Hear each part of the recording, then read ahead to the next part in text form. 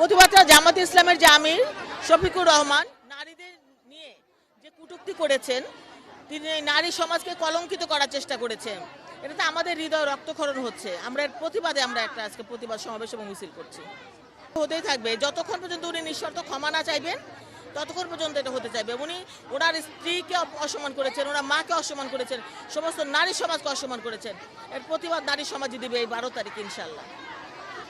দেখুন, এইটা খুবই হাস্যকর একটা বিষয়, কারণ এটা সকলেই জানে, বিশেষ করে জেনজিরাও জানে যে আপনার এই আইডি এত দ্রুত পুনরুদ্ধার করা সম্ভব নয়। তারা যে সময়ের মধ্যে দাবি করেছেন, তো এটা খুবই অযৌক্তিক একটা দাবি। তারা তাদের অপকর্মে ধরা খেয়ে তারা এখন এই যে নিজেদেরকে বাঁচানোর জন্য এই নাটক সাজিয়েছেন। এগুলো বাংলাদেশের মানুষ বুঝে গেছে, এগুলো নাটক করে কোনো লাভ হবে না আলটিমেটলি।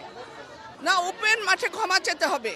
কেন নারীদের, আপনি জানেন যে নারীরা মা, নারীরা বোন, নারীরা বাংলাদেশের অর্ধেক নারী, জনসংখ্যা নারী। যেখানে নারীদের আজকে ক্ষমতা উন্নয়নের জন্য আমরা দৌড়াচ্ছি, সেখানে নারীরা ঘরের বাহির হলে তাদেরকে বলা হবে পতিতা। এই পতিতাগিরি কি? অথচ উনার গায়ে যখন আইসা উপর হয়ে মেয়েরা পড়ছে, তখন উনি তাদেরকে খুব মজা পাচ্ছে, কিন্তু উনি চুমা দিতেও মজা পাচ্ছে।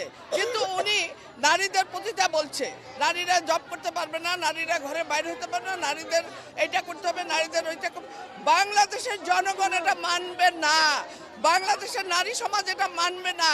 কারণ বাংলাদেশের নারীরা আন্দোলন করে আজকে এই 5ই আগস্ট, ছাত্র জনতার মাধ্যমে 5ই আগস্ট এসেছে। এটাকে আমরা মানব না। ওপেন মাঠে তাকে ক্ষমা চাইতে হবে নারীদের কাছে, তাহলে। আর না হলে শফিককে বয়কট করা হবে, জামাতের আমির শফিকুল রহমানকে বয়কট করা হবে। বাংলাদেশের নারী সমাজ তাকে বয়কট করবে ইনশাআল্লাহ।